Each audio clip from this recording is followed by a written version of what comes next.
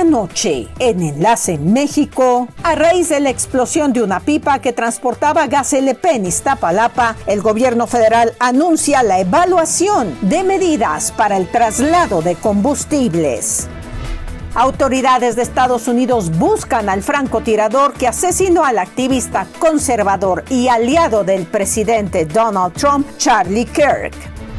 Y fueron 4 ataques contra Estados Unidos que nos recuerdan que el terrorismo es un flagelo muy presente en nuestro mundo. Hoy se cumplen 24 años de los ataques del 11 de septiembre. Todo esto y mucho más aquí en Enlace México.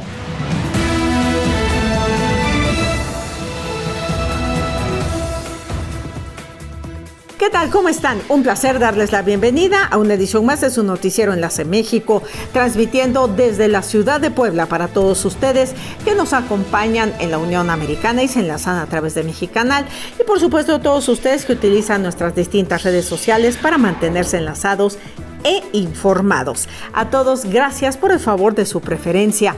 Aparecen precisamente en su pantalla nuestras redes sociales. Le invito a que visite nuestro portal de noticias enlacemexico.tv y no se le olvide que tenemos nuestro número de WhatsApp, está apareciendo ahí, para que nos envíe saludos, comentarios, sugerencias y lo que guste.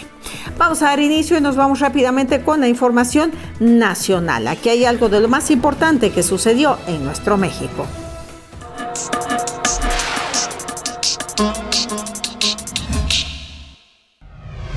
A raíz de la explosión de una pipa que transportaba gas LP en Iztapalapa, el gobierno federal anunció que se evaluaría fortalecer las medidas para el traslado de combustibles, aunque los horarios de operación aún no se van a limitar hasta no saber qué desencadenó la explosión de ayer. Este análisis inició con el Gabinete de Seguridad a partir del contrabando de combustible y del huachicol fiscal, pero tras lo sucedido se espera mejorar la trazabilidad en el traslado de sustancias peligrosas. Hay instituciones que tienen que ver con los permisos que se otorgan a las empresas de gas LP y de gasolinas. Todas las partes administrativas de fortalecimiento de seguridad serán revisadas por la Secretaría de Energía, como la Agencia Nacional de Seguridad Industrial y de Protección al Medio Ambiente del sector hidrocarburos.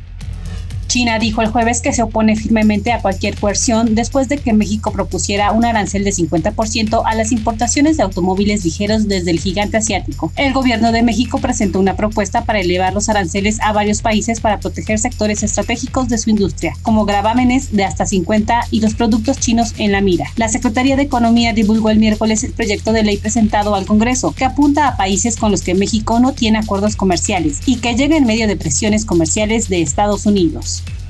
En todas las aduanas del país operan al menos 555 empresas que podrían estar relacionadas con conductas presuntamente ilícitas, de acuerdo con la investigación que abrió la Fiscalía General de la República tras el aseguramiento en marzo pasado de 10 millones de litros de diésel que transportaba el buque Challenge Procyon y que pretendía introducir de manera irregular a territorio nacional por el puerto de Altamira, Tamaulipas. Resaltan 109 que realizan presuntamente de manera legal importación, exportación, comercialización, distribución, venta y adquisición de los combustibles, además de operaciones de huachicol fiscal, y se benefician del robo de combustible en ductos de petróleos mexicanos en los puertos del Pacífico y el Golfo de México. Asimismo, Transportadora del Pacífico y del Golfo de México, Grupo Potesta y Eratec Combustibles estarían presuntamente involucrados con los cárteles de Sinaloa, Jalisco Nueva Generación y los Zetas.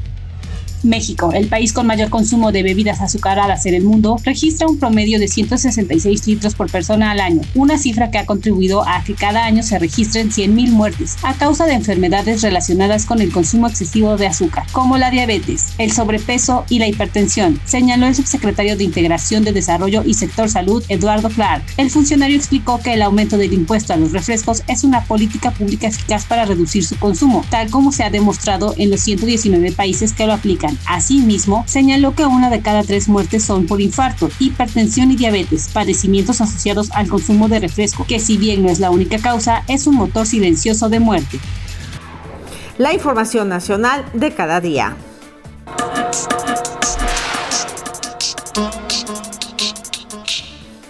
Como todos los jueves, nos vamos a enlazar hasta la ciudad de Nueva York. Le damos la bienvenida a nuestro corresponsal Fernando Montes de Oca. Bienvenido, Fernando. Adelante, por favor.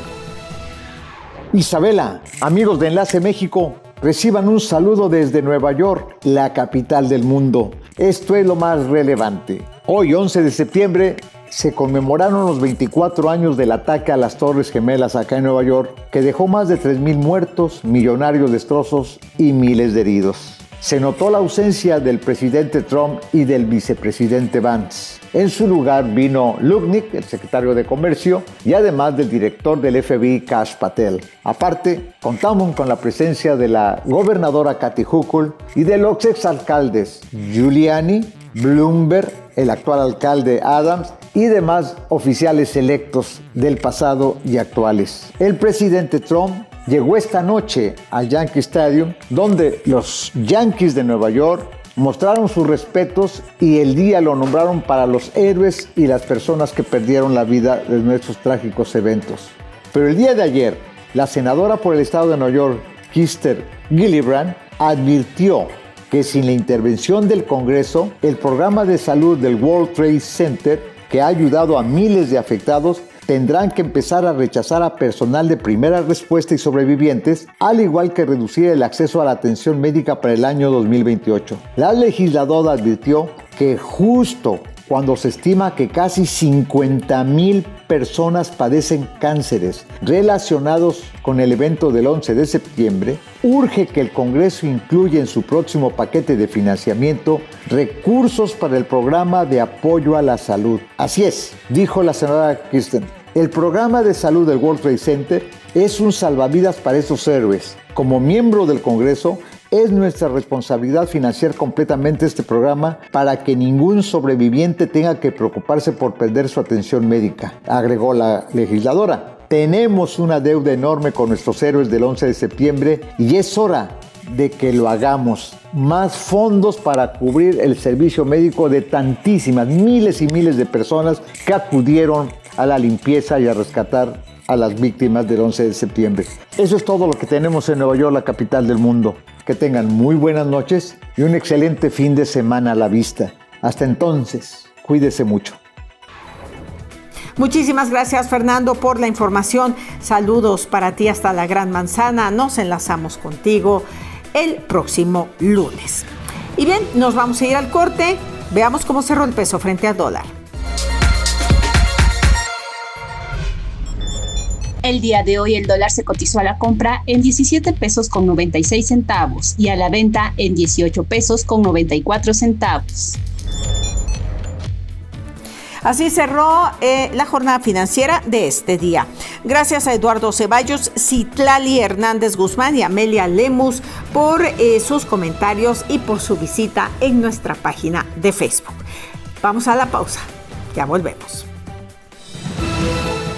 Al volver, cientos de personas tratan de salir de Nepal mientras el ejército busca restablecer el orden tras las protestas. Además, recordamos los ataques suicidas cometidos en Estados Unidos el 11 de septiembre de 2001.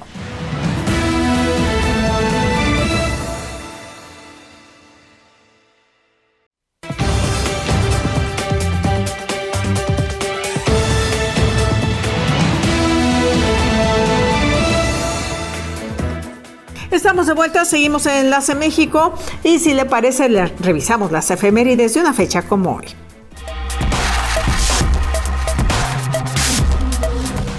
Un día como hoy, pero del 2001, ocurren los atentados del 11S perpetrados por Al-Qaeda, en lo que 2 aviones son estrellados deliberadamente contra las Torres Gemelas de World Trade Center, Nueva York, otro contra el Pentágono en Washington y un tercero que se estrella en Shakespeare, Pensilvania, dejando un total de 3,016 muertos.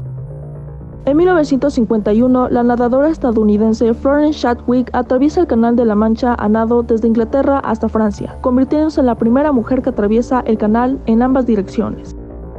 En 1943, los nazis comienzan el exterminio del gueto judío en las ciudades de Minsk y Lida, actual Bielorrusia. Un pedacito de la historia que siempre revisamos en su compañía.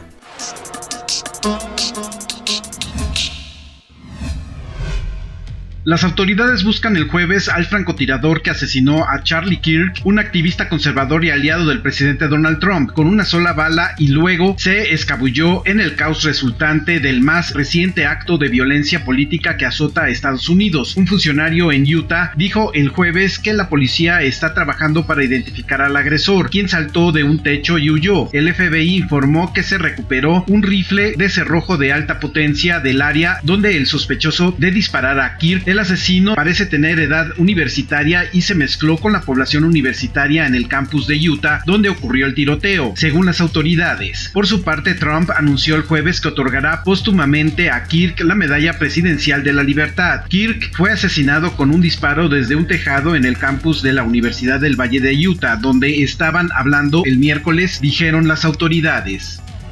La restricción del tráfico aéreo en la zona oriental de Polonia se mantendrá vigente hasta el 9 de diciembre, según informó la Agencia de Control de Tráfico Aéreo del país europeo. Esta medida afecta a la franja fronteriza con Bielorrusia y Ucrania, donde los vuelos civiles quedarán suspendidos, salvo algunas excepciones tras los incidentes en el espacio aéreo por la invasión de drones rusos. El anuncio se produce tras la denuncia de Polonia sobre la incursión y posterior derribo de varios drones rusos en su territorio. La situación generó preocupación entre los altos funcionarios de la Unión Europea y la OTAN, organizaciones de las que Polonia es miembro. La posible escalada de tensión en la región ya fue advertida por el organismo dirigido por Mark Rutte. El Ministerio de Relaciones Exteriores de Polonia comunicó que a raíz de estos hechos se solicitó la convocatoria de una reunión de emergencia del Consejo de Seguridad de la ONU.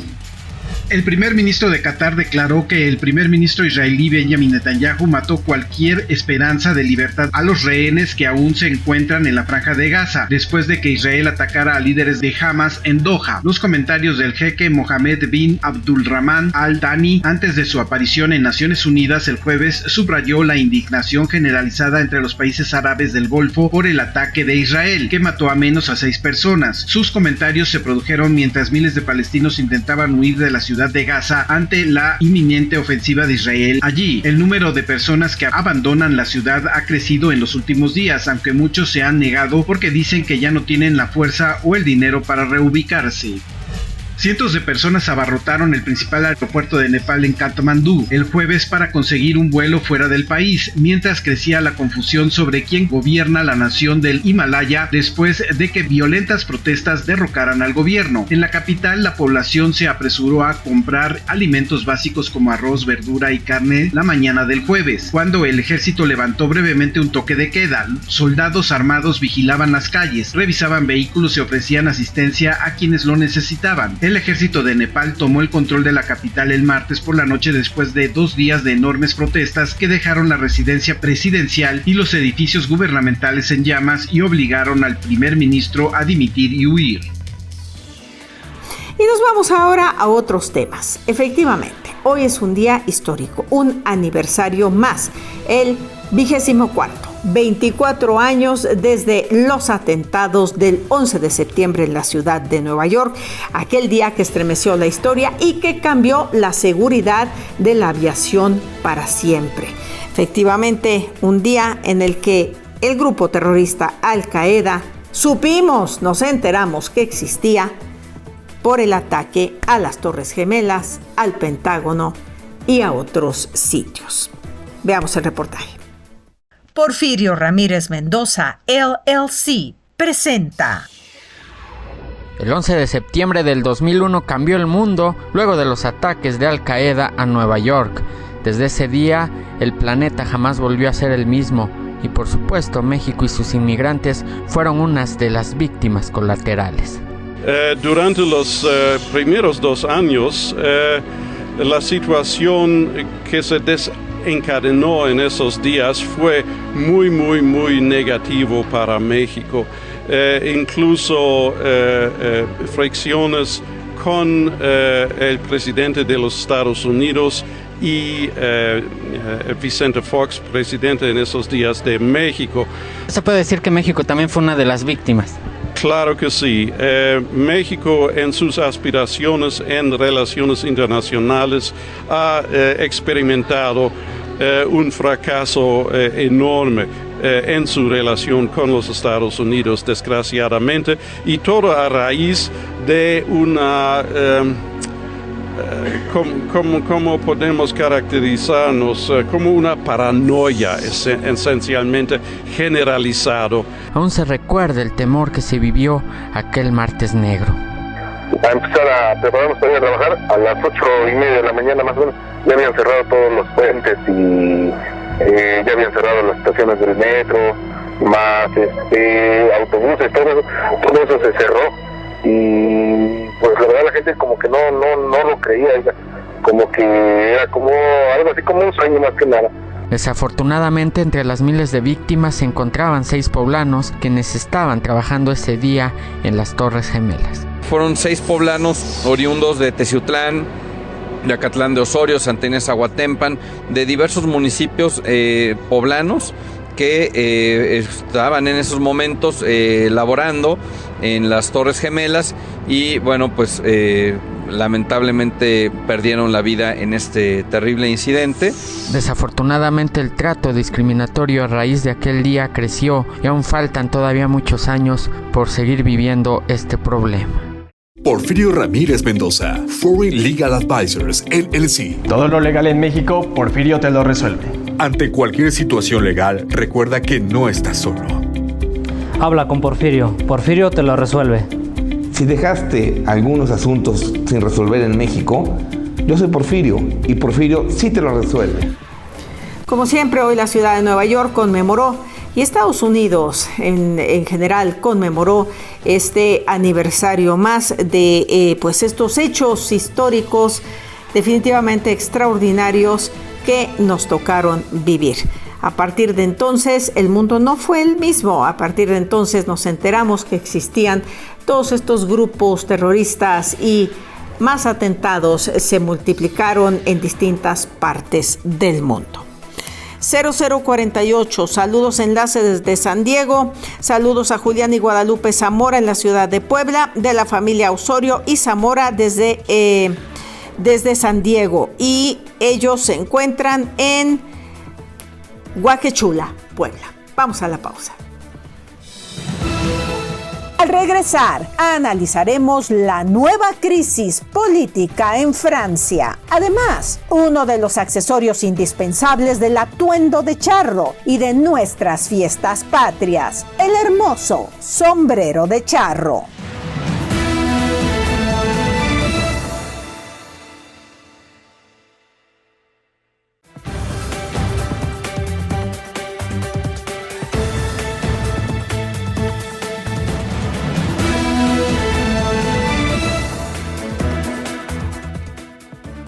Estamos de regreso, seguimos en Enlace México, pronóstico meteorológico para mañana viernes.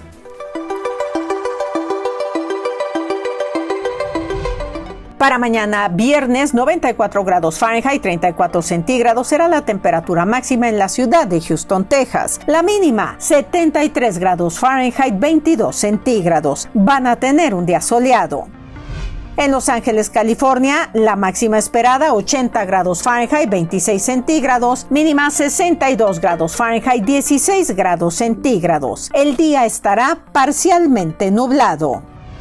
En Nueva York se esperan 77 grados Fahrenheit, 25 centígrados como máxima, mínima 61 grados Fahrenheit, 16 centígrados. El día estará parcialmente nublado.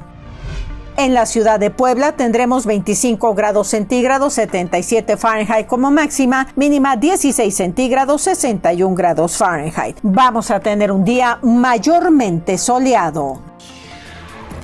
Así nos va a tratar el clima, por supuesto deseándole un excelente día.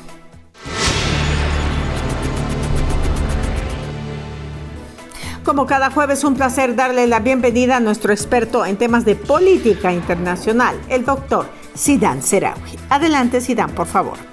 Hola, Isabela. El miércoles 10 de septiembre, París, inclusive casi toda Francia, fue casi paralizada. Precisamente porque el miércoles a las 12 del día, el nuevo primer ministro designado por el presidente Macron, Le Cornu,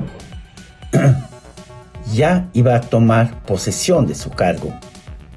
Pero parece ser que la oposición a Macron, que es la mayoría en el Senado y en el Parlamento, se opone rotundamente a una continuidad del llamado macronismo. El Partido Socialista, que podría respaldar a esta designación, tomó su posición muy claramente.